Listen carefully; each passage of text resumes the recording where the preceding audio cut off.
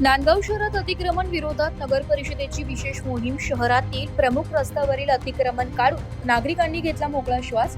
शहरातील कालिका चौक, फुले चौक, महात्मा गांधी चौक, डॉक्टर बाबासाहेब आंबेडकर चौक तसेच या परिसरातील मुख्य रस्त्यावर ही विशेष मोहीम राबवण्यात आली आहे. या कारवाई दरम्यान रस्त्यावर व्यवसाय करणाऱ्या काही हातगाड्या ताब्यात घेण्यात आल्या. तसेच काही व्यावसायिकांनी रस्त्यावरच विक्रीसाठी मांडून ठेवलेले सामानही पालिका कर्मचाऱ्यांनी जप्त केले. या कारवाईमुळे शहरातील अनेक मोठ्या रस्त्यांनी मोकळा श्वास घेतलाय.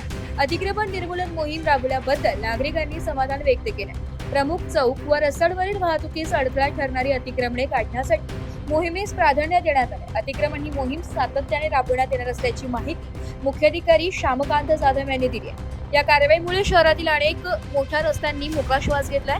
अतिक्रमण निर्मूलन मोहीम राबवल्याबद्दल नागरिकांतही समाधान व्यक्त केलं जात आहे. मुख्याधिकारी जाधव यांच्या नेतृत्वाखाली रोशन शेंडगे, प्रणय मोरे, प्रमोद पवार, राहुल पाटील, सनी सूर्यवंशी, तुषार लोणारी, अरुण निकम, आकाश जाधव, विजय कायस्थ, निलेश देवकर, रामकृष्ण चोपडे यांनी या अतिक्रमण निर्मूलन मोहिमेत सहभाग नोंदविला आहे.